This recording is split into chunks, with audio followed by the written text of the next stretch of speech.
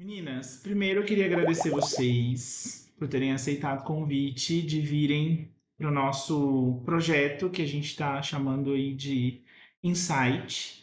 Muito provavelmente esse projeto vai se tornar um canal de comunicação, né, com profissionais, pessoas que tenham aí algum tipo de curiosidade ou de interesse pela área de neuropsicologia. E o objetivo desse nosso encontro é a gente poder discutir alguns temas relacionados à neuropsicologia e como vocês trabalham e trabalharam comigo lá no curso de especialização em neuro. A ideia é que esse nosso encontro e os encontros que já tivemos em outros momentos nos possibilitem pensar, discutir algumas coisas de coisas que nós, de alguns temas, né, e desafios que nós já encontramos aí ao longo das nossas jornadas de neuropsis, né? Então, a gente desenvolveu esse projeto justamente para poder discutir alguns temas é, relacionados à neuropsicologia. E aí a ideia é que a gente bata um papo e consiga fazer trocas, enfim, que a gente desenvolva essas ideias. Tudo bem? E aí eu queria pedir a vocês, então, para que vocês se apresentassem brevemente, né? Quem Uhum. são vocês, onde vocês atuam, e depois a gente inicia aí a nossa conversa. Ok. Meu nome é Sheila, tenho 47 anos, trabalho na área de psicologia há 4 anos e iniciei na neuro mais ou menos 2 anos. É um grande desafio, né? Porque na psicologia a gente trabalha muito com a subjetividade, com as questões emocionais e que muitas vezes não são tão palpáveis e a gente não consegue mensurar isso tudo. Em contrapartida, na neuro, a gente trabalha muito com a questão concreta, com instrumentos, com avaliação. Dá mais segurança para a gente trabalhar, mas também demanda muito trabalho, muito bastidor. Eu costumo dizer isso, né? Que a gente tem a parte do atendimento, que é muito cansativa, que é é, muita doação, comprometimento, compromisso com o paciente, mas tem os bastidores, que é a construção de um raciocínio, inclusive para a elucidação daquela queixa, né, daquela demanda que o paciente traz para a gente. Então, é um grande desafio, e desafios são para nos fortalecer, né, para a gente crescer. Então, gosto bastante da área e espero que a gente possa contribuir também aí para outros colegas, né, nesse caminhar. Com certeza. Então, bom, sou a Daniele, né? Vou aqui falar também, revelar minha idade, né? Igual a Sheila fez, né? Até para quebrar essa impressão, né? De que da onde saiu essa adolescente, né? Acabei de fazer uma promoção aqui, né? Tenho 37 anos, trabalhei, né, por 15 anos na área organizacional, né, no RH. Fiz a transição há alguns anos, aí quase 10 anos, quase 10 já, né? Nossa, psicóloga é ruim de matemática, mas enfim, geralmente, né? Para psicologia clínica, né? O foco do meu trabalho é a infância e adolescência. O meu interesse pela neuropsicologia surgiu do trabalho clínico com as crianças, principalmente pelo incômodo de de receber muitos casos com diagnósticos, né? Muitas vezes ali um pouco equivocados, e também pelo fato de receber as crianças e ter ali uma necessitar também de uma segurança, igual a Sheila falou, né? Para a questão do trabalho. E estou recentemente aí na Neuro, também espero contribuir com os profissionais que estão chegando e também aprender bastante, né? Porque acho que o aprendizado ele é contínuo, né? Na nossa área não tem um saber absoluto, né? Enfim, obrigada pelo convite. Obrigado por ter aceito o convite, né? Acho que uma coisa legal é a gente falar um pouquinho do nosso encontro, de fato, né? Então, Uhum. nós nos conhecemos por conta da neuropsicologia. Sheila foi minha monitora, né? Então, lá no curso de extensão, não, no curso de extensão não, no curso de Pós-graduação. especialização em neuropsicologia. E aí, dessa parceria, saiu uma amizade.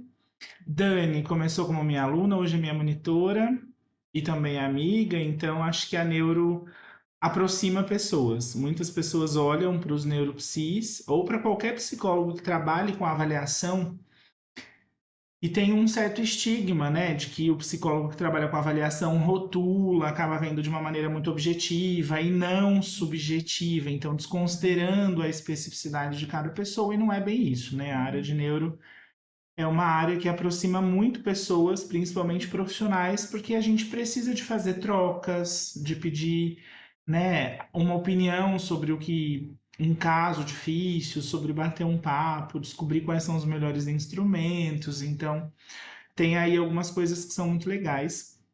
E aí, para mim, é muito especial ter vocês aqui nesse pontapé inicial do nosso projeto. E aí, meninas, eu vou aproveitar, a Dani falou um pouquinho sobre o trabalho com crianças, né? Então, cada um de nós atua numa faixa etária diferente, com públicos diferentes, consequentemente com demandas diferentes. E aí, para a gente começar o nosso bate-papo, eu acho que a gente poderia falar um pouquinho de quais são os principais desafios que vocês encontram na atuação com o público que vocês atendem. Então, infância, adulto, idoso, queria entender um pouquinho quais são os principais desafios, os diagnósticos, enfim. Bem, eu tenho recebido muita demanda educacional, porque questões aí de dificuldade no aprendizado. E eu acho muito bacana, inclusive, quando a própria escola consegue mensurar e entender que existe algo de fato naquela criança, né? Então, até falei outro dia com uma escola de uma criança que eu estou fazendo avaliação e agradeço bastante essa parceria que a gente tem quando a escola percebe que essa criança tem alguma coisa, além de ser uma criança ativa, uma criança bagunceira, que é natural, né? Uma criança saudável, brincar, correr dentro da sala de aula e não querer ficar escrevendo e brincando. Então, assim, quando a escola geralmente percebe que essa criança não está acompanhando o processo de ensino-aprendizado tradicional, geralmente levanta-se uma hipótese de que algo errado está com essa criança, tem alguma dificuldade, algum déficit de atenção, alguma questão intelectual. Então, o que eu tenho recebido bastante são demandas, né, dentro do processo de ensino-aprendizado.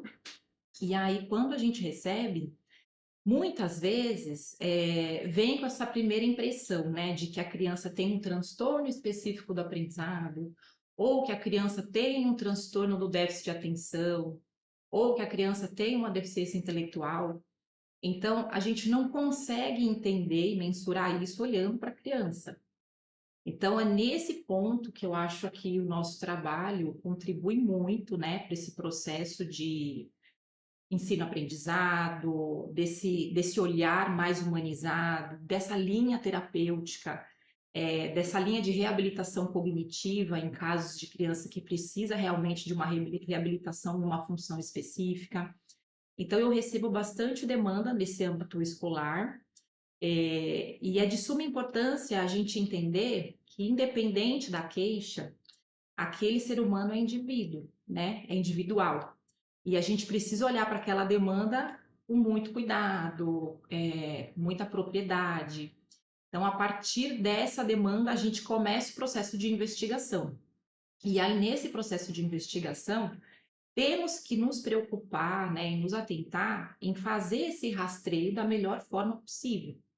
Então, é claro que essa criança não vai desempenhar na mesma proporção de uma outra pessoa, talvez, de uma outra criança que não tenha nenhum déficit exclusivo ou específico, mas dentro do possível a gente precisa fazer essa investigação para que essa criança, inclusive, seja olhada, né? E seja bem encaminhada no âmbito escolar. Então, acho que uma das demandas que eu acho que são mais importantes e que a gente percebe que traz aí um sofrimento muito grande para a família também, é quando essa criança tem um transtorno específico e você não vai buscar esse recurso. Então, é só uma criança hiperativa, é só uma criança bagunceira, é só uma criança danada. E aí ela cria um rótulo na escola e acaba não conseguindo se desenvolver. Então, esse trabalho é de suma importância para a gente entender esse indivíduo e fazer para ele depois um alinhamento, né? Um trabalho ali multidisciplinar com a escola, com a família, com outros terapeutas, né? Porque além da reabilitação cognitiva, que é um processo feito pelo psicólogo, a gente muitas vezes envolve um terapeuta ocupacional, a gente envolve uma fono, e muitas vezes investigam outras questões que não são tão visíveis, né? Como a gente não consegue perceber no dia a dia. E como neuro, a gente também consegue entender esse outro lado, né? Então, eu pego, às vezes, uma demanda de déficit de atenção e a gente percebe que tem alguma questão auditiva, processamento auditivo central, processamento visual. Então, a neuro também engloba uma investigação e dali geram alguns encaminhamentos, né, para outros profissionais que possam compor a elucidação desse caso e contribuir para esse processo. Então, mais ou menos isso, sim, de criança, já que a gente está falando de criança, né? Lá onde eu atuo, né, São Bernardo,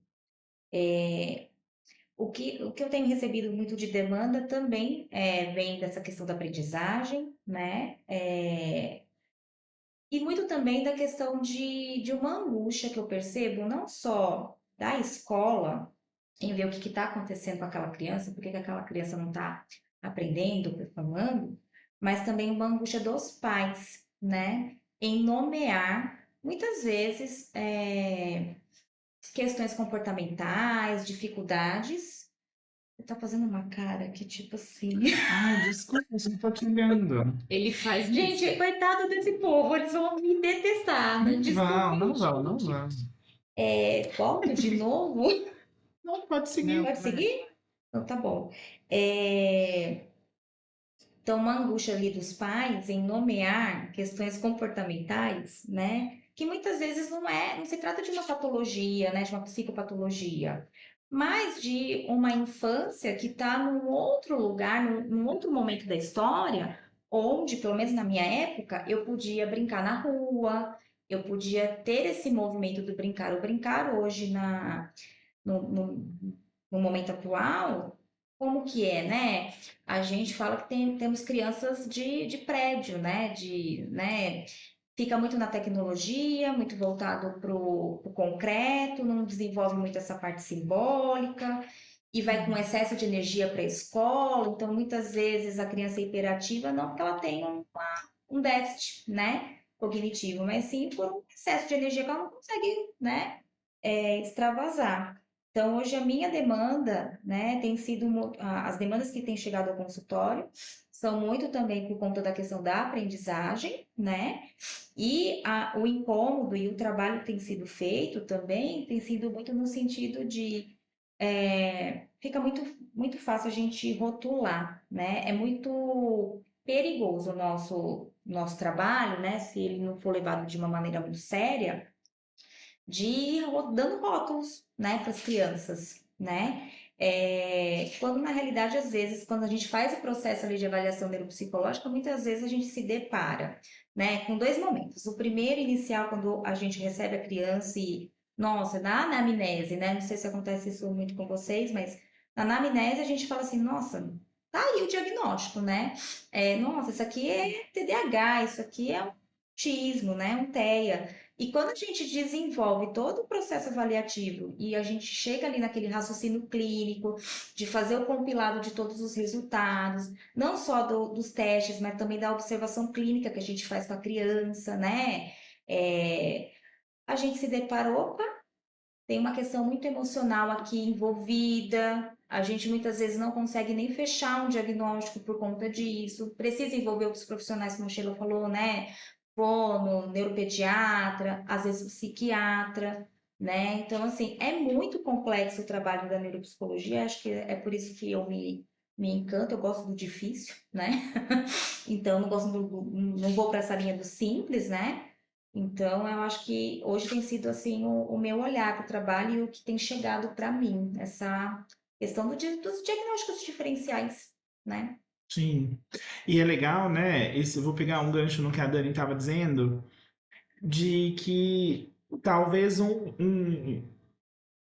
uma característica importante para bons neuropsicólogos seja gostar de problema, no sentido de desafio realmente, né? Porque hoje, com a tecnologia, com acesso à informação, nós temos muitas informações à nossa disposição. Então, se você colocar qualquer uma dessas siglas, né, TEA, TDAH, altas habilidades, superdotação, qualquer uma delas, você tem muita informação sendo disseminada de maneira, às vezes, sem um filtro, sem um comprometimento, sem um embasamento científico até, né? E com, às vezes, checklists que qualquer pessoa preenche e fala, ah, então é isso ou é aquilo, e esse é um problema, né?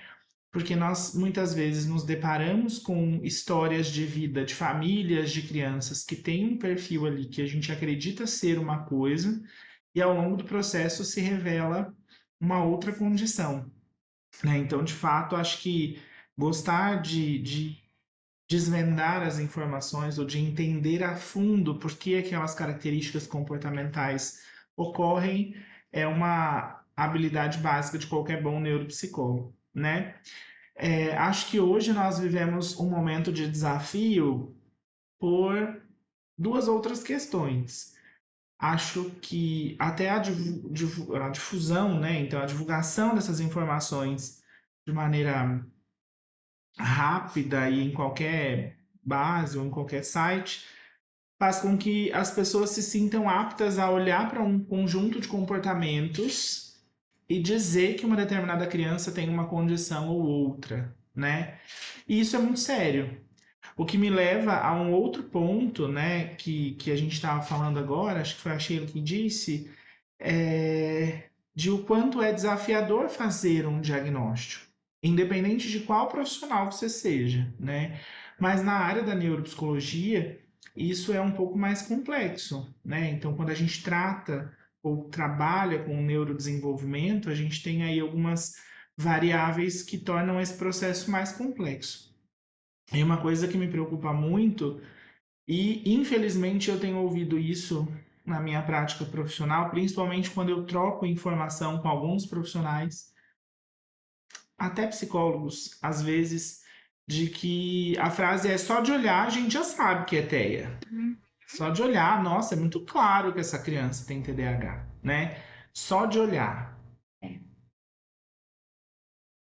São os critérios, né? Isso me incomoda um pouco, assim, porque na neuro nós buscamos dados que justifiquem um determinado diagnóstico, né?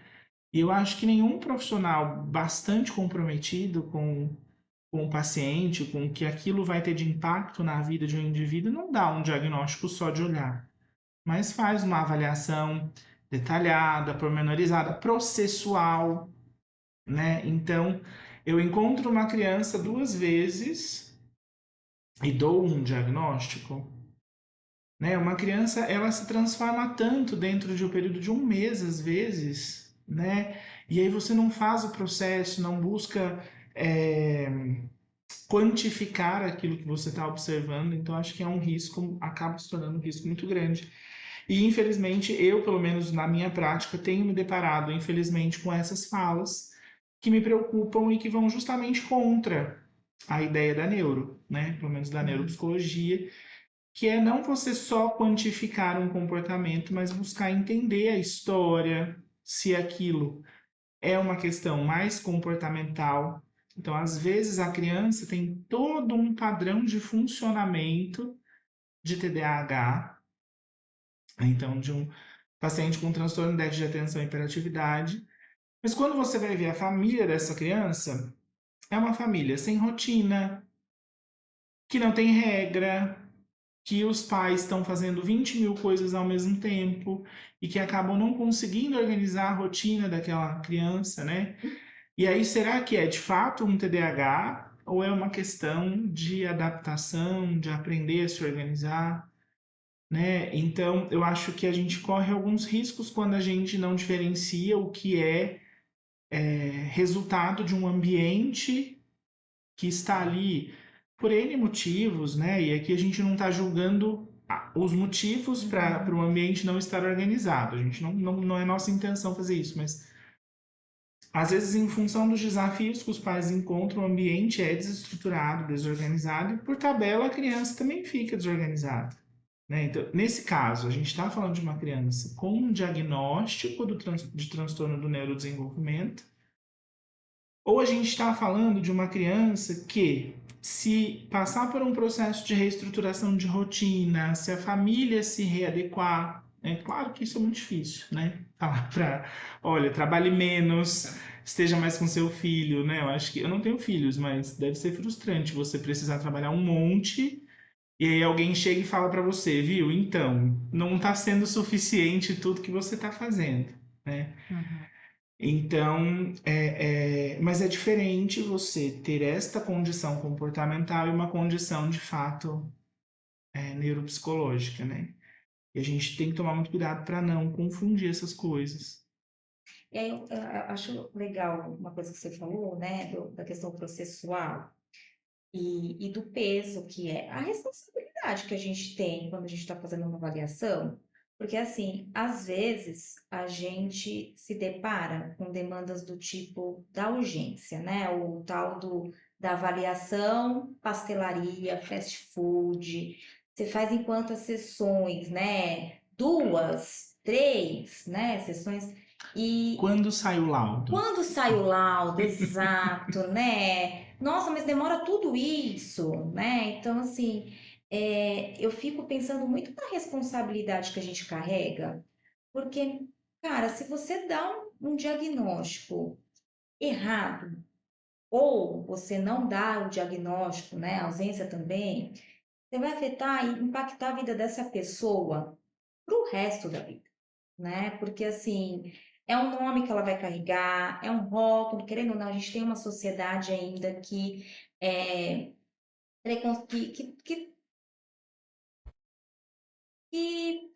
né, criminaliza, né? Não é essa palavra que eu queria Que falar. não está preparada para os nomes e que não consegue segurar a onda disso, né? De se adequar à Exato. necessidade daquele diagnóstico. Exato, né? Então vira aquela coisa do tipo, às vezes o que me incomoda nas escolas, em algumas escolas, não é o João, né? É o TDAH, é o TEA, né? O rótulo, você o laudado, né? Outra coisa que me incomoda muito, né?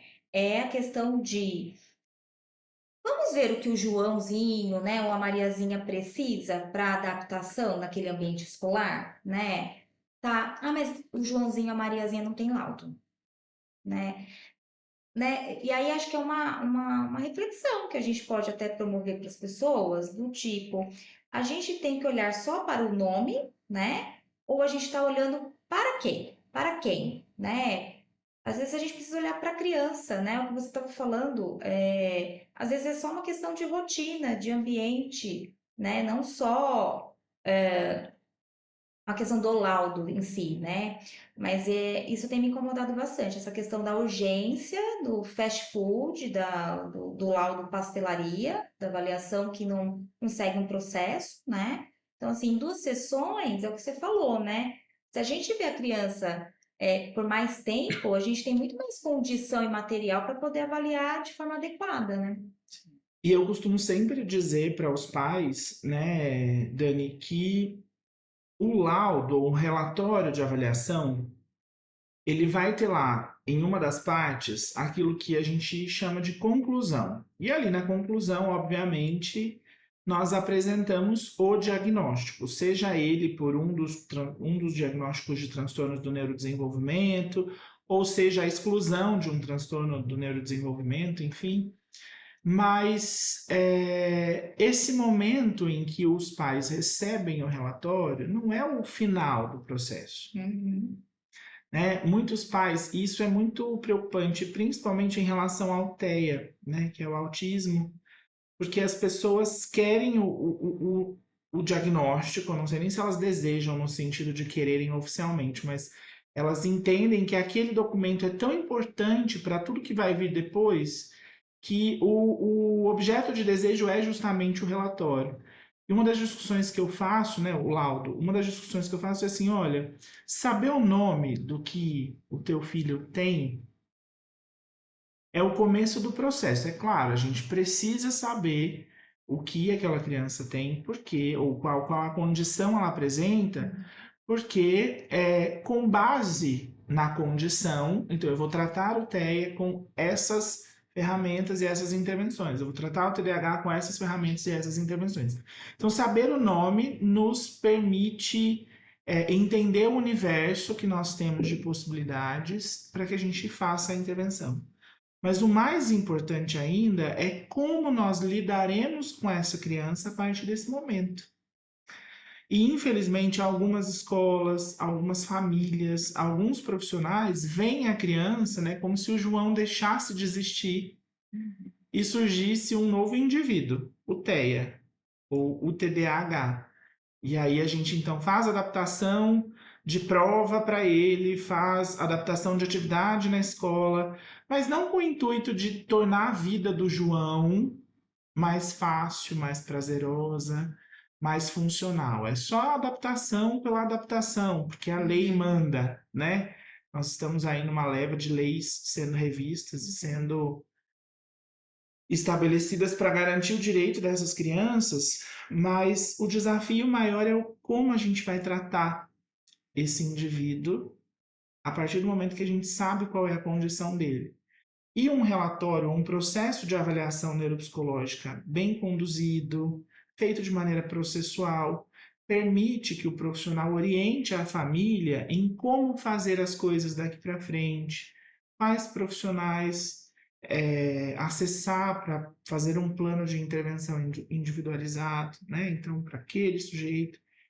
Então, realmente são desafios aí bastante consideráveis, né, para a gente. É uma coisa importante que você falou, parece que surge um novo ser, né? Depois do laudo. Eu gosto de dizer que, geralmente, quando você faz um processo de avaliação, existe um divisor de águas na sua vida. Como eu também trabalho com adulto, e eu acho que talvez fique mais claro isso para ele entender, né? Então, quando você vem aqui, você não vem aqui só com o objetivo de entender e descobrir uma doença, algo ruim, mas não. Você também tem a possibilidade de entender quais são as suas habilidades, as suas virtudes. Porque dentro do processo de avaliação, a gente também vai testar coisas que você pode ter boas habilidades, mas não aproveita. E o quanto essas habilidades que estão preservadas podem contribuir para as habilidades que estão deficitárias. Então, apesar da gente falar que vai dar um diagnóstico, uma coisa pesada, penosa, a gente tem uma importância muito grande no processo de avaliação em mostrar para o indivíduo o quanto ele é importante, o quanto ele é capaz, porque nesse ambiente organizado e planejado, ele consegue se descobrir, se escutar, se entender, e sem julgamento, né? Porque o processo terapêutico e o processo de avaliação, ele não busca julgar o indivíduo, né? Não tem aquela cobrança, eu até brinco, né? Você não está na prova do Enem, você não está no vestibular, você não está na escola, ninguém vai te colocar à prova. Não, são instrumentos de avaliação que vão servir para entender como o seu cérebro está funcionando e o quanto esse cérebro precisa de ajuda e em quais lugares ele vai precisar dessa ajuda, né? Então, eu acho que a partir do laudo, a partir de uma hipótese diagnóstica, eu começo a ver a vida de uma outra forma, mas não que eu vou nascer de novo, que eu vou ser outra pessoa, que eu vou ser um TDAH, que eu vou ser um TEA. Mas a partir daquela descoberta, né, daquele processo de investigação, eu vou começar a ter um olhar diferente com a vida, com as coisas, com as pessoas, um autocuidado, inclusive. Eu falo muito isso para os adultos, né, do autocuidado. Então, eu preciso de um recurso. Quando eu pergunto, né, você usa recurso? O que é recurso? Você usa agenda, um calendário? Você usa um post-it? Como é que você se organiza na vida? Então, a partir do processo, a gente vai te dar essa orientação, né? Você tem um déficit de atenção, você vai precisar usar recurso, você vai precisar reabilitação, você vai precisar treinar isso, vai treinar aquilo. Então, eu acho que é um processo de descoberta, mas não só por uma coisa negativa, mas por uma coisa que também possa contribuir para uma qualidade de vida. Sabe o que eu lembrei aqui? Eu dei uma devolutiva uns dias atrás para uma mãe. Ela, né, procurou ali a avaliação, né? A criança bem encaminhada, não estava aprendendo, enfim. E aí eu fui para avaliação muito pensando, né? Falei assim, nossa, se deparar com um DI, né? Uma deficiência intelectual. E aí, nossa, foi muito interessante, porque quando fui fazer a avaliação não, né? A devolutiva, eu fiquei pensando no relatório que eu tinha recebido da escola, né? Um relatório assim, padrão, né? Não foi feito ali diretamente para aquela criança, mas sabe onde você vai assinalando, né? O que que a criança atende, não atende. Só tinha aspectos ali negativos, né? E o que aquela criança tinha de potencialidade, né? Quando você vai dar ali a devolutiva, explicar para os pais, né? Falar assim, olha as potencialidades do seu filho. Foi muito emocionante, assim, né? Como é transformador também esse processo, né, de avaliação e de poder olhar para as potencialidades, né? Porque quando a gente fala de avaliação, realmente, né? Fica aquela coisa do tipo, a gente só vai pegar coisas ruins, né? Só transtornos, só diagnósticos, e não, né? Tem outras possibilidades, né? Sim, exatamente. É um cenário que se revela que a gente fica até perguntando se de repente a gente não fez algo de errado, né? Vocês já tiveram essa impressão? De a gente falar, meu Deus, mas não faz muito sentido o que a escola apresenta, o que a mãe me conta, o que os testes me mostram e o que eu observei com a criança. Você fala, eu acho que eu devo estar pirando, devo estar fazendo alguma coisa de errado.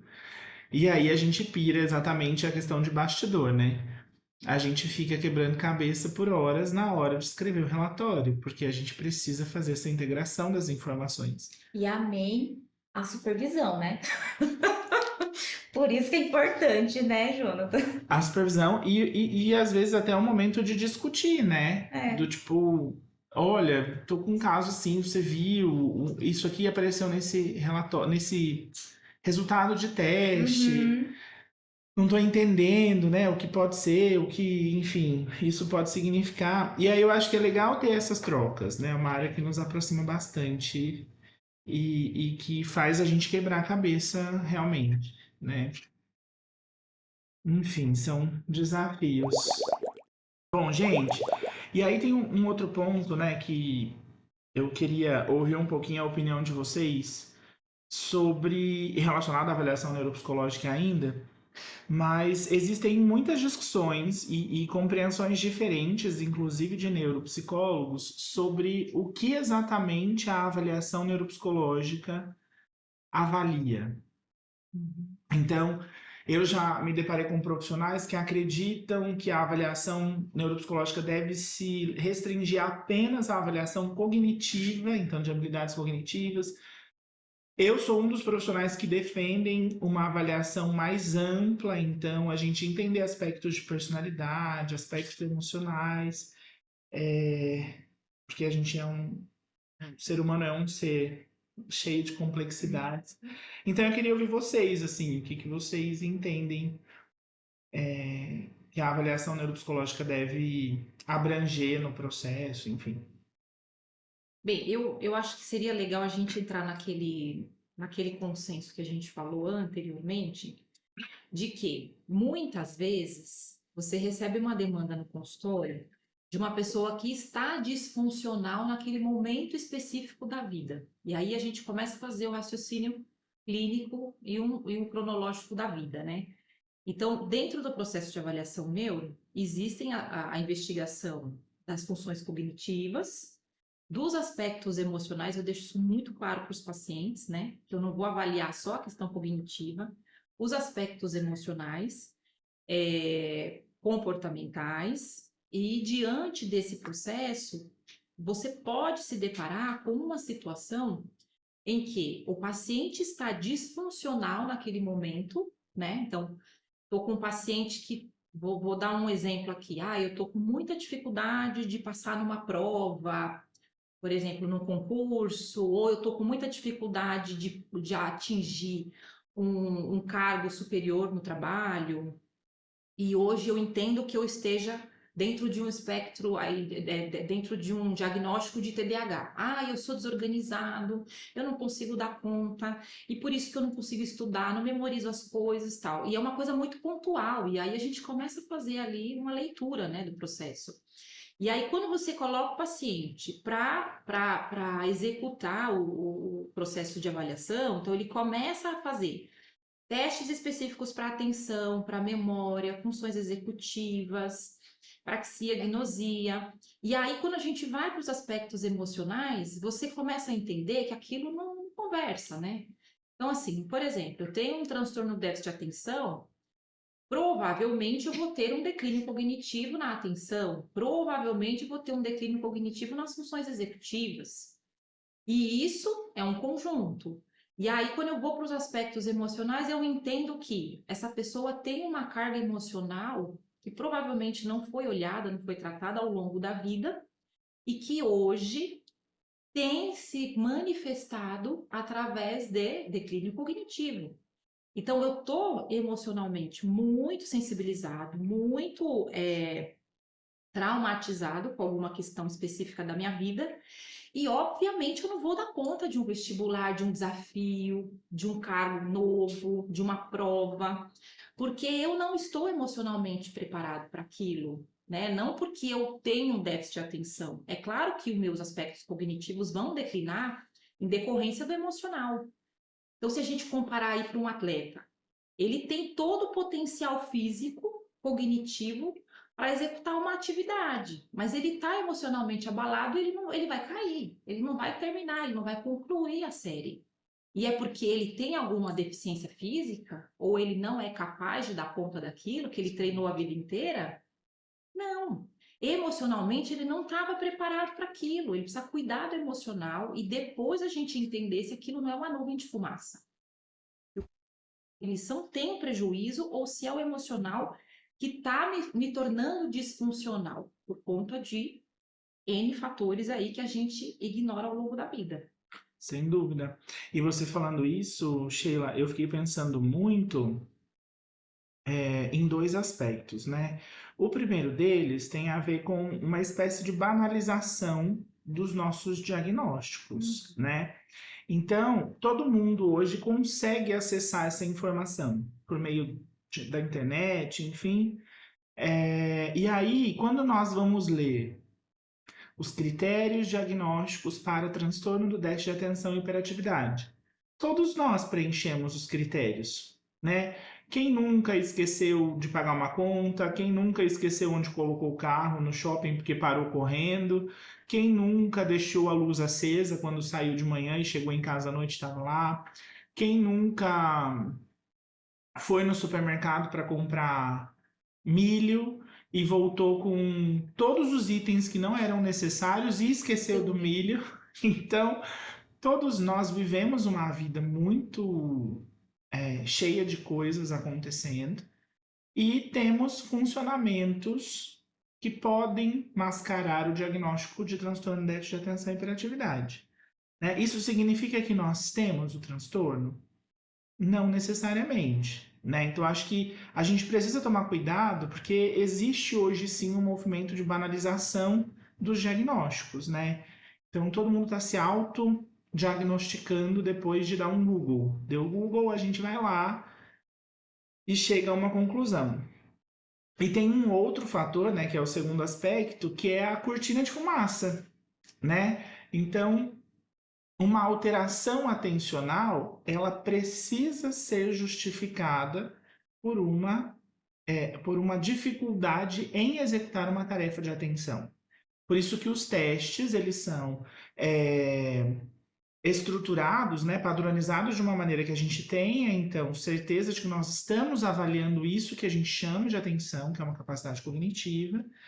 E se o meu desempenho ali é ruim, ele pode ser ruim, ou se ele tem um déficit, por uma questão emocional, que daí o neuropsicólogo ou o avaliador, o psicólogo, vai ajudar a compreender se é, por exemplo, uma crise de ansiedade, um período de estresse, de mudanças na vida, de adaptações, né?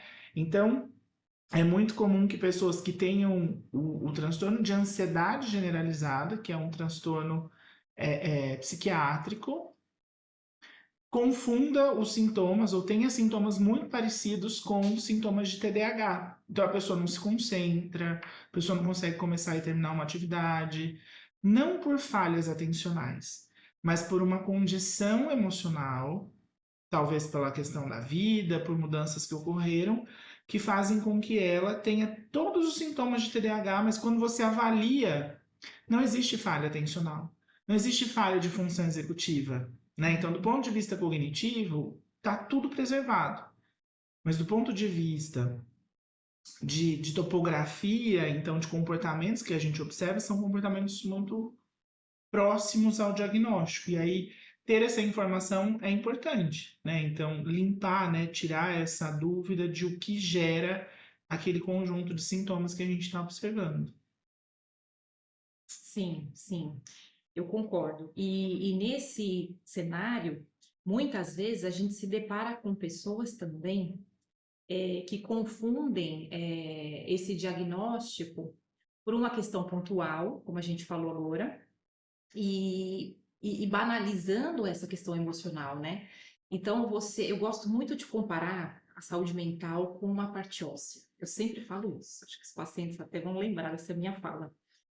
Se eu tenho um problema na perna, uma lesão, uma contusão na perna, todo mundo vai ter cuidado. Olha, você está com a perna machucada, não força, vai devagar, busca um profissional, fica todo mundo em alerta. Eu, inclusive, cuido daquela perna, porque eu preciso que ela se recupere. A saúde mental, não, cara. Eu tô com uma lesão pequena, né? Que é uma ansiedadezinha. Hoje banalizou mesmo. Ah, eu sou ansioso. Gente, ansiedade é uma coisa séria. Ela é importante, ela faz parte de uma das nossas emoções, como diz aí os filmes, né? Mas ela é algo importante quando ela se torna patológica e quando você deixa a ansiedade tomar conta do cenário, né? Tomar conta de você.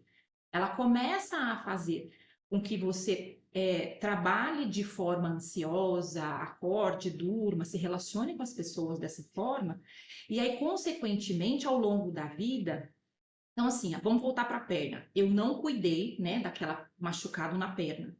Aí eu vou forçar aquela perna e ela vai ficar cada dia pior, a lesão só vai aumentando. Então, a saúde mental é isso.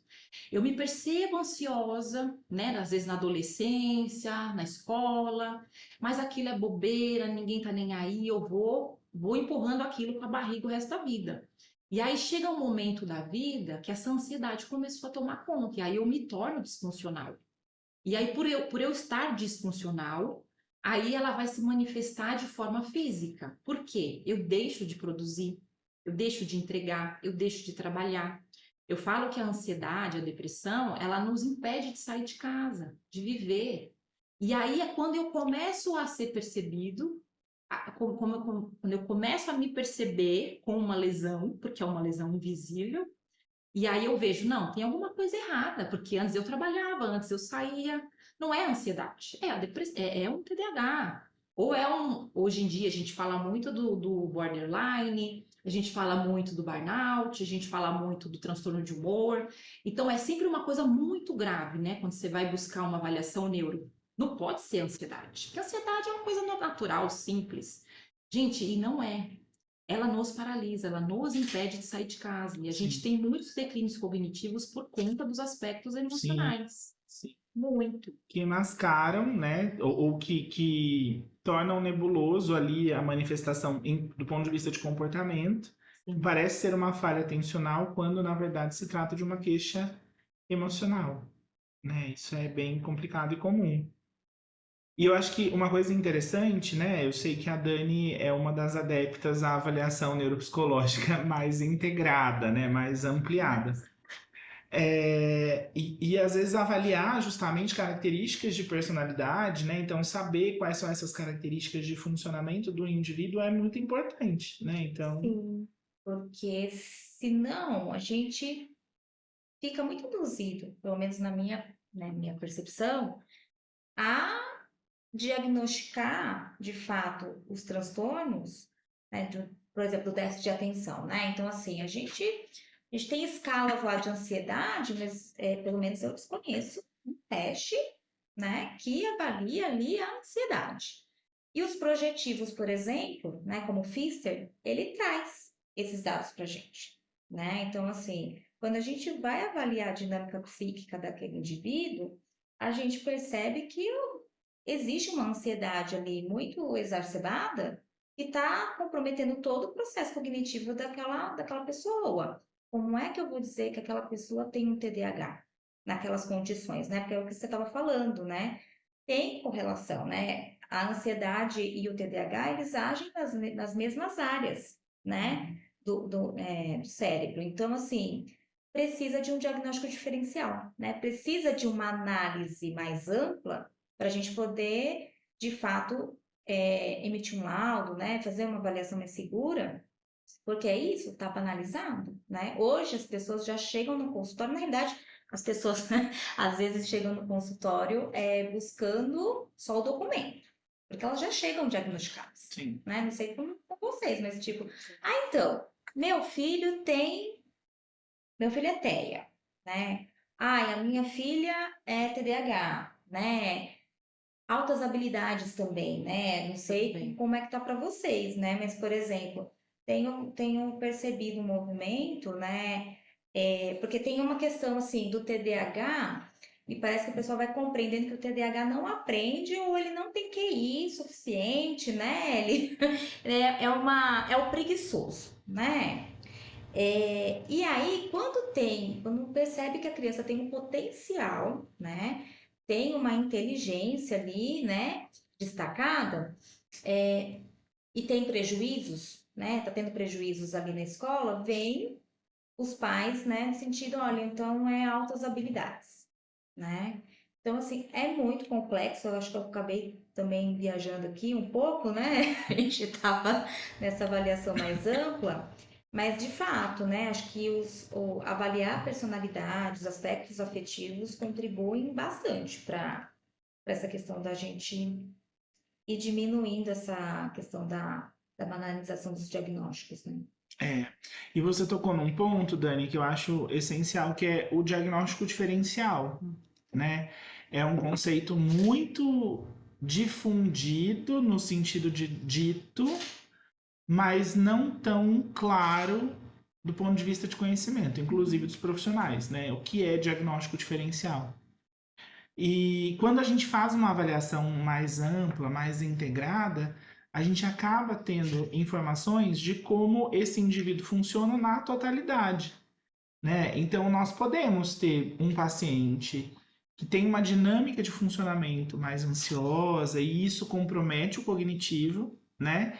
E temos alterações cognitivas de fato. Essa combinação, dificuldades cognitivas com a questão da regulação emocional juntas dão como produto, né, ou tem como produto aquele funcionamento que quando a gente tem um relatório bem construído, permite que os pais, os professores, os eventuais cuidadores dessa criança ou desse paciente, até ele no caso dos adultos, né, tenham ferramentas, então conhecimento de como controlar ou proporcionar um ambiente favorável para o desenvolvimento daquele indivíduo, né? Então ter mais controle, saber como ele pode criar estratégias de compensação, né? Então eu acho que esse tipo de avaliação mais ampliada contribui para essa visão de diagnóstico diferencial e a gente ter clareza do porquê aquele indivíduo responde dessa forma ou de outra, né? E tem um outro exemplo que eu costumo dar bastante para os pacientes, que é o seguinte, né? E me fortalece na ideia de avaliar de maneira mais ampliada os pacientes de avaliação neuropsicológica, que é o seguinte: quando nós somos assaltados, ou a gente recebe uma notícia ruim, ou a gente está tendo um dia ruim, o nosso emocional se desregula todo e naquele dia a gente não lembra, a gente esquece. Às vezes a gente tem uma consulta marcada há meses com o médico e aí a gente esquece exatamente naquele dia. Porque o nosso emocional ele interfere diretamente na nossa capacidade cognitiva. Então, se a gente não entende como é que é essa dinâmica do paciente, a nossa avaliação acaba sendo um pouco mais limitada. Não é que ela não é útil, mas acaba sendo um pouco mais limitada, quando a gente olha só para o cognitivo. Por quê? Como é que esse indivíduo, esse paciente, seja criança, seja adulto, funciona quando ele está triste, com raiva, preocupado, com medo, né? Para nós que trabalhamos com criança, a gente recebe um paciente num ambiente extremamente controlado. É a criança, nós, os brinquedos só para ela, as atividades só para ela, a atenção do adulto só para ela. Então aqui a gente dificilmente tem acesso ao que de fato acontece na escola. E aí, quando a gente cria esse cenário, né, para ver como a criança reage quando ela perde um jogo, quando ela chegou aqui na clínica discutindo com a mãe, porque ela queria ficar mais no tablet e a mãe não deixou. E a gente vai tendo dados da regulação emocional que interfere diretamente no aspecto cognitivo, né? Então, eu acho que esse tipo de compreensão mais ampla é importante para que a gente faça um bom processo de diagnóstico, né?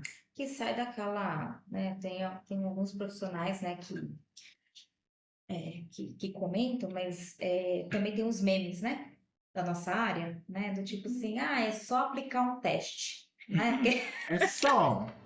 Visca aí para mim, né? E é muito mais que isso. É o momento que chega na recepção, é o que você falou, né? De proporcionar ali, né? Propiciar um ambiente onde perca-se um jogo. Então, tem brincadeira, né? Eu sou muito adepta da hora de jogo diagnóstico, então, assim, de brincar também com a criança, né? De perceber, desde que ela chega, né? Como que ela se comporta, como que a família também se comporta, né? Ali naquele ambiente. Não é só a testagem em si, né? Se a gente ficar preso só ao teste, e isso foi uma coisa que eu aprendi com meus professores na época de faculdade. A avaliação é um recorte, né?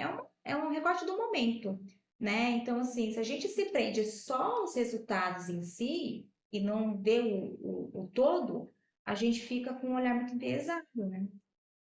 Empobrecido, na verdade, É, né? Exatamente. A gente fica só no número e o número não é o principal fator, né? Ele é um indicador. valor. Então, a partir dos números, dos indicadores, a gente consegue balizar os diagnósticos. Mas o fator principal é como esses indicadores são observados do ponto de vista prático, né? Sim. Acho que um ponto que você falou importante, que eu também geralmente percebo muito, e isso acontece quando a gente vai fazer a devolutiva e entrega do laudo, né? Quando a gente fala de criança, que essa relação com a criança é muito diferente da relação com que ela se relaciona com as outras pessoas, né? Então, outro dia eu estava com uma criança, inclusive, ela tinha muita dificuldade de começar a fazer os testes porque ela já estava muito estressada com a cobrança escolar. E aquele cenário também estava trazendo para ela essa angústia emocional, então, assim, a criança já chega falando: olha, eu não vou saber fazer, eu não sei ler, eu não sei escrever. Emocionalmente, ela já chega muito sensibilizada. E aí, à medida em que a gente vai tendo esse termômetro com ela, você vai percebendo as capacidades dela além do aspecto emocional. Então, o que que eu percebi? Que ela estando com uma geleca na mão, ela estando com uma casinha na mão, talvez ela consiga ter mais facilidade em fazer para mim uma leitura. Então, assim, ela tá com a geleca, eu até brinquei outro dia, né? Pode apertar, tá nervosa? Vai apertando um coraçãozinho e vai lendo para mim isso daqui. Vai lendo, vai lendo. O que que você acha disso? E aí foi fluindo, as coisas foram acontecendo e ela foi me trazendo uma realidade das potencialidades dela, né? Então eu sempre falo isso, que eu preciso extrair da criança o que ela tem de melhor, não trazer para ela um cenário também controlado, robotizado, para ela ter aquela lembrança do que ela está tendo da escola, que é um ambiente de cobrança, que é um ambiente de regra, de prova, de silêncio. Eu lembro que até uma falou para mim: a gente não pode falar nada que a professora manda sair da sala. E aí eu dou risada, brinco. Não, aqui a gente pode conversar, vai me contando, como é que foi aqui, como é que foi ali. Então, de forma lúdica, a gente vai alcançando as potencialidades da criança e vai desmistificando aquele cenário de que ela é incapaz, né? Então, eu sempre falo para os pais: olha como ela deu conta. Eu vou lendo o relatório e vou assim, meio que contando um conto para a família, né?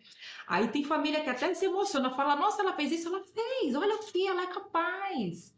Ela foi super bem nesse exercício, ela gabaritou isso, ela foi bem aqui, ela leu para mim. E aí ela lê a palavra grande, ela ficou com medo. O que que eu fiz? Eu comecei a mostrar os objetos para ela. Então, assim, o que está escrito aqui? Ah, não sei. Então, o que que é aquilo? Aí ela me nomeava as coisas. Então, esse processo de ensino e aprendizado, às vezes, requer criatividade, requer metodologias diferentes, né? Então, muitas vezes, no processo de avaliação neuropsicológica, a gente não vai só aplicar os instrumentos, a gente vai entender como aquele cérebro e aquele ser funciona e diante de qual situação ele vai trazer o melhor que ele pode. E aí a gente eleva a autoestima, autoconfiança, autossegurança, e a gente vai trazer esse cenário para a família e para a criança, ou até para o próprio adulto, de que ele tem capacidade, que ele vai dar conta. E o quanto a questão emocional pode estar prejudicando esse caminhar dele. Sim, Mas sabe que eu estava aqui te ouvindo, eu fiquei pensando de quanto também a gente interfere nesse processo, porque assim, a gente também tem que ter muita flexibilidade, né? Na hora de avaliar. Se a gente ficar enrijecido, tentando só seguir à risca o manual, a gente compromete todo um processo aí, né? A gente pode ter interferências, né, nesse ambiente, né? exatamente. Vocês falaram de coisas que são bem interessantes, né? Eu acho essa discussão bastante pertinente. Primeiro, né, nós devemos seguir à risca os manuais. Isso é importante. Mas seguir à risca não significa ser inflexível, né? Eu acho que é importante a gente ter isso claro, porque muitas vezes nós precisaremos fazer adaptações para aquele indivíduo, principalmente, né? Eu não consigo pensar isso em adultos porque eu não atendo tanto, mas na infância isso é uma exigência de você fazer ajustes, fazer algumas adaptações, né? Muito entre aspas essas adaptações, para que aquilo se torne mais interessante para o paciente, né? Então, às vezes, uma criança que funciona mais na base do desafio, então, você colocar o teste para ela não como uma tarefa formal ali naquele momento, mas como algo. Você é bom de memória? Vamos ver se você é mesmo? Você consegue lembrar tudo? E aí você vai colocando aquilo como num tom de desafio e isso funciona. Mas para que isso seja feito dessa maneira, né? Então, aplicar um teste de maneira não mecanizada, os profissionais precisam, primeiro, ser íntimos dos manuais, das técnicas, do que aquilo de fato avalia e como eu posso fazer uma adaptação sem interferir na padronização do instrumento. Não é só sair fazendo adaptação, é fazer uma adaptação que não interfira na padronização de um teste. Então precisa ter esse engajamento de preparação, aí vem o bastidor, né? Que são horas você se dedicando, e infelizmente nós vemos muitos profissionais. Eu vejo até pelo fato de dar supervisão, de ser professor, profissionais que às vezes não fazem esse exercício de pegar o manual, né? De entender o que são aquelas informações, quais são, né, os dados que são muito relevantes, o que o teste avalia. E a neuropsicologia ela é uma área que você só se torna bom no processo. Então eu costumo brincar que o meu primeiro relatório de avaliação neuropsicológica ele é escondido a 7 chaves. Esse eu não mostro para ninguém. Porque a cada relatório a gente vai aprimorando, a cada caso, na verdade, né? Nós vamos desenvolvendo habilidades. Então a gente precisa estar muito engajado nesse processo de conhecer, de dominar as técnicas e a forma de fazer o nosso trabalho para que a gente não incorra em erros que comprometam aí a nossa capacidade de interpretação. E isso é um super desafio para a nossa área, né? Nos últimos 5, 6 anos, a área de neuropsicologia teve um boom mercadológico, né? Então, muitas pessoas veem na neuropsicologia uma possibilidade de crescimento profissional, e eu não estou falando de serem profissionais realizados. Estou falando de serem profissionais bem pagos, porque a neuro paga bem, né? Então, muitas pessoas veem nessa possibilidade uma chance de ganhar dinheiro. E se esquecem do fator principal, que é você se empenhar, se dedicar, se orientar, buscar orientação, né? Então, acho que é um desafio muito grande para a nossa área, porque existem aí algumas pessoas se aventurando em um trabalho que é extremamente delicado e muito sério, porque uma vez que o relatório é entregue para a família, aquelas informações que estão ali certamente guiarão as decisões da escola, dos pais, de outros profissionais sobre como a interação com aquela criança vai acontecer, né? Seja em relação ao diagnóstico, seja em relação aos recursos que serão oferecidos, mas um processo de avaliação mal conduzido tem consequências muito graves, né? É uma outra realidade, eu não sei se vocês já tiveram isso, mas aqui eu acabo pegando numa frequência Frequente. relativamente grande, assim. É triste dizer isso, mas é de casos de reavaliação. Então, pessoas que já passaram por avaliação, que tiveram relatórios emitidos aí com algumas falhas e processos bastante questionáveis do ponto de vista de quais instrumentos foram escolhidos, quais procedimentos foram aplicados. E aí isso gera, além de um retrabalho, né, para a criança ou para o paciente principalmente, né, gera uma angústia muito grande. Ou então relatórios que não nos levam a lugar nenhum. Sim. Né? Não tem uma pergunta inicial, não tem um processo construído e a conclusão, sei lá, é um monte de coisa que não traz respostas, né?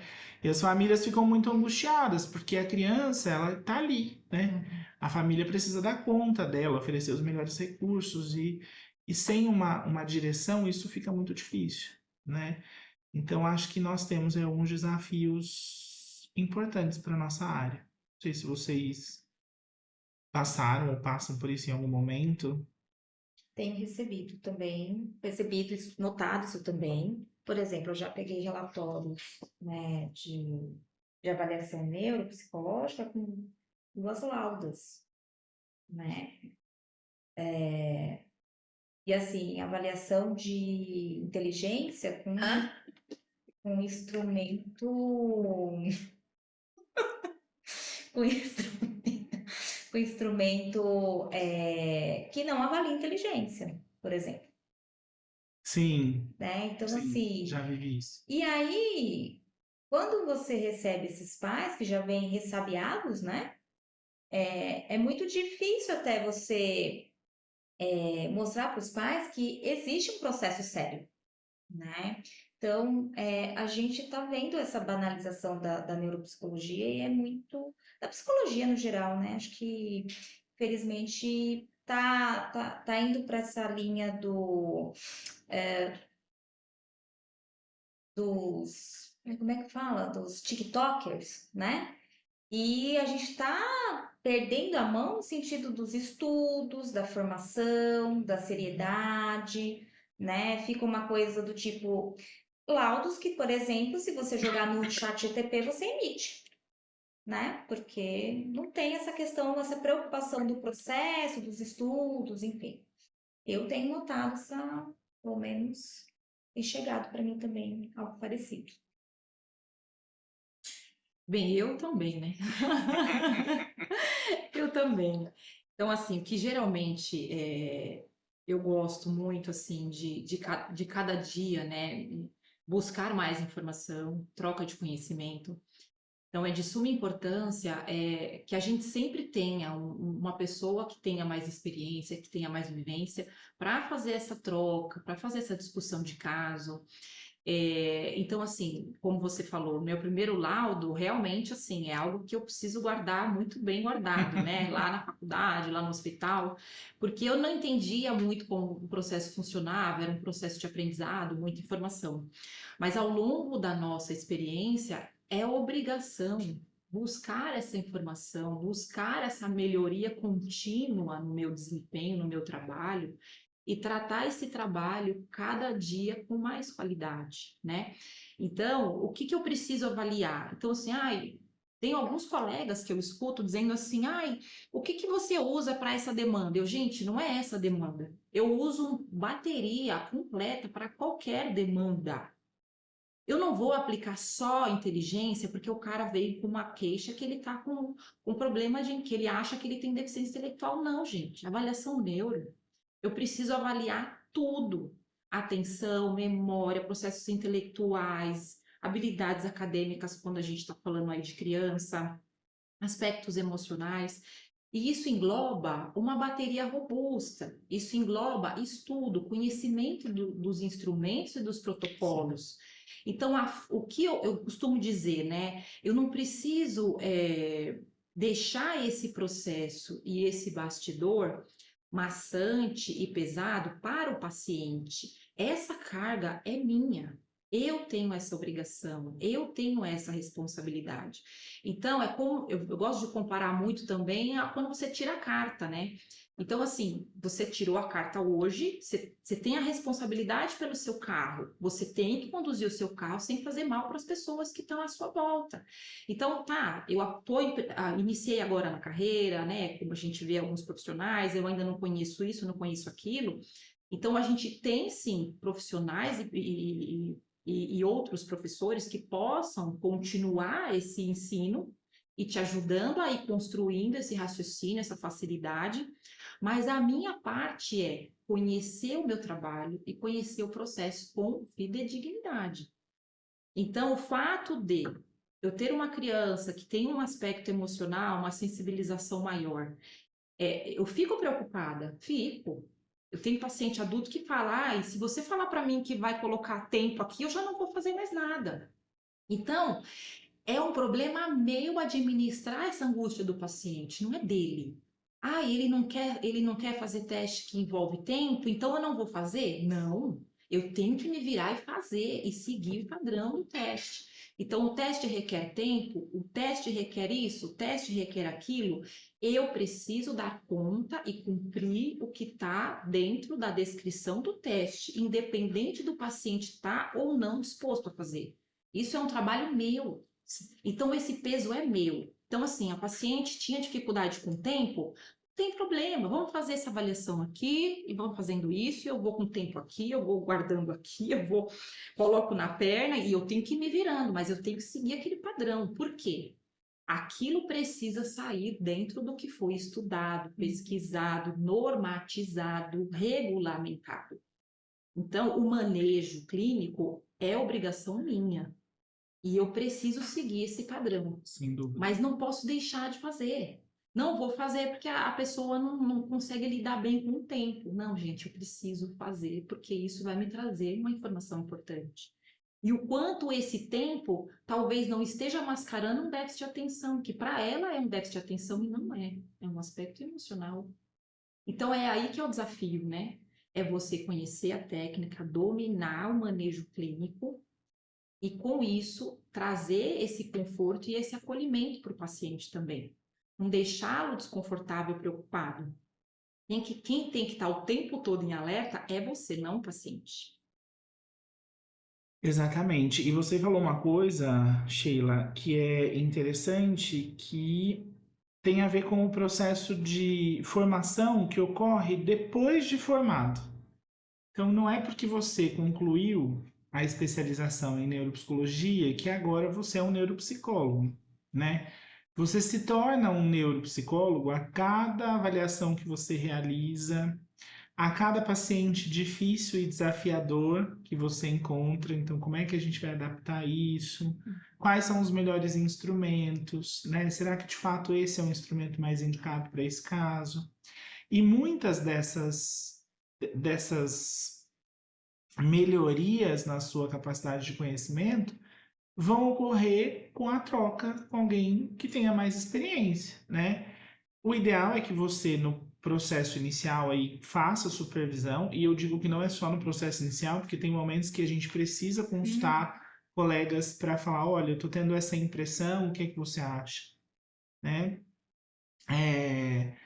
E você pode, obviamente, utilizar dentro dos parâmetros éticos a troca com pares, né, outros profissionais que trabalham com isso, mas a supervisão, né, ela precisa primeiro ser dada por alguém que esteja devidamente gabaritado para esse trabalho. Então, não tem como a gente fazer supervisão com alguém que formou o ano passado.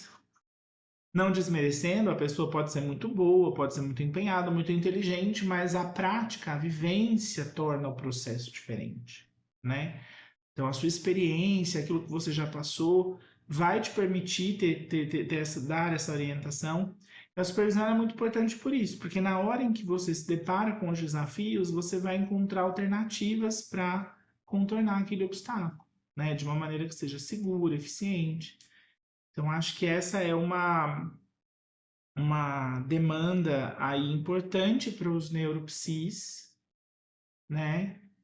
Eu falei em um outro momento que é uma área que paga bem, mas que se gasta bem também. Então, são testes, são horas de supervisão, são cursos de aprimoramento, é um investimento constante, né? Então, não adianta a gente olhar somente para o produto final de uma avaliação, mas o quanto você precisa se dedicar financeiramente, do ponto de vista de engajamento, para chegar aí a bons resultados, né? O tempo, né, que a gente está falando muito de bastidor, eu gosto sempre de falar isso, né, que eh, eu preciso sempre, a cada caso, me debruçar em uma técnica e em um estudo específico para entender que aquele indivíduo é o único. E o fato dele ter ido melhor ou pior em tal função específica, não fica às vezes claro que é uma hipótese diagnóstica específica. Então, eu preciso correlacionar os instrumentos, os aspectos emocionais, a história de vida, o quanto essa pessoa, como que essa pessoa chegou aqui até hoje, né? Então, esse estudo, esse bastidor, ele requer também uma doação em um tempo que muitas vezes as pessoas não estão preparadas para ter, né? Porque eu tenho um horário para atendimento e às vezes o dobro de horário para estudo, né? Eu atendo 2 horas, mas eu às vezes estudo 5 horas para chegar numa hipótese diagnóstica, depois de ter feito todo o processo de correção, de leitura, tabulação. Então, assim, demanda muitas horas de estudo. E aí, aproveitando o gancho, vou falar de um caso até que a gente comentou outro dia. Você pega, às vezes, né? Tá claro aqui, essa paciente já veio com resultado, já, como a Dani falou, né? Ela veio com diagnóstico já, a família já sabe, mas mesmo assim não tá dando certo. A escola não tá percebendo evolução, tá fazendo tratamento, então você fala, nossa, chegou para mim um caso que já tem tudo, mas que mesmo com todo o encaminhamento e toda a dinâmica que foi proposta, não está sendo respondida, né? Não está atendendo a necessidade.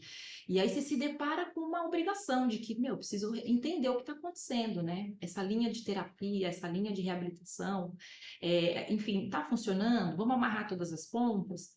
E aí você chega numa percepção e numa visão de que às vezes o profissional não se atentou a detalhes que são importantes, tão quanto o QI dela. Porque, vou dar um exemplo. Ah, eu vi que o QI dela está abaixo. Então, pronto, ela é uma deficiente intelectual. Gente, não é só isso. A pessoa tem uma coisa que a gente avalia muito, que a gente discute, da gnosia, né? Que você tem que ter a percepção através dos sentidos. E aí eu comecei a ver que, nossa, a pessoa fazia o desenho distorcido, eu não. Ela deve estar fazendo porque não quer fazer, não está afim. E aí você começa lembrando, né, das coisas. Não, isso tem alguma coisa a ver com a percepção e a visão que ela tem das coisas. Então não é algo proposital, não é algo de relaxo. Ah, eu não quero fazer, não vou fazer. Não, gente, tá além disso. E aí você percebe que ela vê o mundo de uma forma diferente. que essa questão, né, não é uma acuidade, é um processamento visual, uma distorção, Sim. e aí requer uma avaliação e uma análise de um outro profissional que não sou eu e que não vou dar conta e tudo bem, mas eu tenho que levantar a mão e entender, olha, talvez tudo isso que está sendo proposto ainda não seja o suficiente, a gente tem que envolver mais algum profissional, mais alguma avaliação específica. Então, se debruçar individualmente em cada caso é isso, é entender não só o que está muito claro, mas o que está ali por trás das entrelinhas e não colocar essa culpa no paciente, né? O paciente vê o mundo daquela forma e aí tem alguma coisa a ser investigada. E, de novo, a importância do processo de avaliação. Porque a gente não levanta essa hipótese de, né, de será que tem a ver, a dificuldade dessa paciente tem a ver com a acuidade, ou seja, se ela consegue enxergar adequadamente de maneira satisfatória, né? Então, será que é um problema de acuidade visual? Ou será um problema no processamento? Que aí é um problema de outra ordem, né? Às vezes, e isso é uma crítica, processos de avaliação neuropsicológica muito rápidos não dão ao avaliador a possibilidade de ter essa percepção mais apurada, né? De ver, putz, será que é isso mesmo? Será que é daquele jeito? Uma inquietação e aí retesta ou cria uma outra estratégia para avaliar aquilo, né? E vai vendo ao longo do processo as características para daí fazer uma solicitação de um outro profissional para nos ajudar nesse processo. Então, quando é de fato processual, a avaliação neuropsicológica oferece resultados mais fidedignos, tem a ver com a realidade do paciente, e que auxiliam de fato na decisão que será tomada depois do processo finalizado. Que é o que a gente tenta fazer, né? Processos mais cuidadosos nesse sentido, para a gente ter dados que sejam mais interessantes para todo mundo, né? Sim, sim. E você falou da nossa competência, né, e da nossa capacidade. Então, também ter esse olhar, né, de que isso é algo que eu consigo identificar, mensurar através dos instrumentos, e isso é algo que não está sendo claro, não está sendo objetivo, mas não quer dizer que é algo que ela não fez por querer ou é porque a criança não quer desenvolver. Então a gente faz isso que você falou, você usa outros instrumentos para confirmar a sua suspeita, confirmar a hipótese. Então, um instrumento demonstra que existe uma dificuldade além da acuidade, então eu vou testar outro instrumento para ver se essa acuidade realmente, né, está preservada e é outra coisa além disso.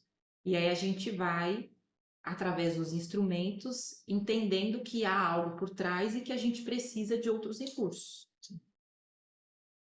É o processo, né? O processo e a criticidade de analisando as informações que chegam, ir adequando as estratégias quando forem necessárias, né? Quando isso for necessário, na verdade, porque nem sempre um processo.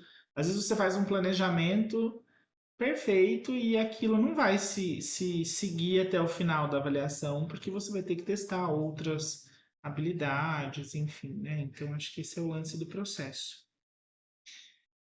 Sim, Sim, quer parar? Olha lá.